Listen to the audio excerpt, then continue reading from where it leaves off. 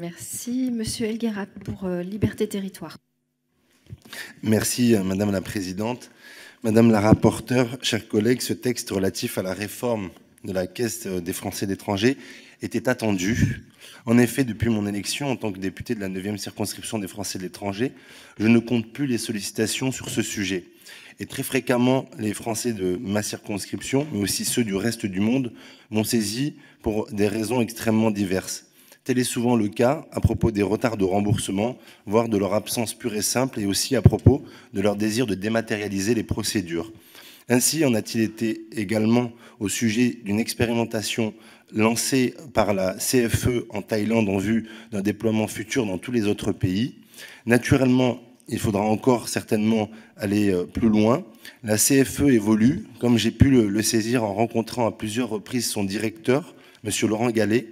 À cet égard, l'on pourrait évoquer la baisse des tarifs de la nouvelle offre de santé créée l'an passé, qui s'appelle Jeune Expat Santé. Cela concerne tant les adhérents actuels que les futurs membres. À noter aussi la baisse du tarif des jeunes de moins de 30 ans qui sont adhérents à titre individuel. L'expatriation doit être facilitée et même encouragée. Je me réjouis donc profondément de ces bonnes nouvelles. Déposée au Sénat en mai 2017, cette proposition de loi résulte d'un travail commun entre les parlementaires par-delà les lignes de fracture des différents groupes, avec le concours des administrateurs de la CFE et de la Direction de la Sécurité sociale. Ce texte est positif à plusieurs égards, car il améliore la lisibilité de l'offre tarifaire en vue d'apporter des réponses concrètes aux besoins des expatriés.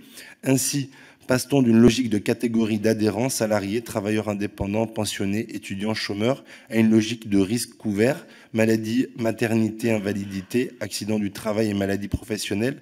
Parmi les mesures les plus importantes pour les Français établis hors du pays, mentionnant notamment la suppression de la condition de nationalité française pour l'adhésion à la CFE, l'établissement d'un régime de cotisation simplifié, notamment fondé sur l'âge, la redéfinition des modalités de prise en charge des dépenses en fonction du pays d'expatriation, l'extension à la CFE des règles applicables aux organismes relevant du régime général de sécurité sociale s'agissant des pénalités, de la lutte contre la fraude, des conventions entre organismes et recouvrement des prestations indûment versées. Par ailleurs, ce texte modernise la gouvernance de la CFE. Il introduit la parité dans la constitution des listes de candidature aux élections de représentants des assurés et il tend en outre à assurer une meilleure représentativité au sein du conseil d'administration de cette dernière. Consensuelle donc, cette proposition de loi a reçu le soutien de l'ensemble des groupes du Sénat, de l'exécutif et, je l'espère, de l'ensemble de nos groupes. Et bien évidemment, notre groupe Liberté et Territoire y est favorable et votera pour. Je vous en remercie. Merci.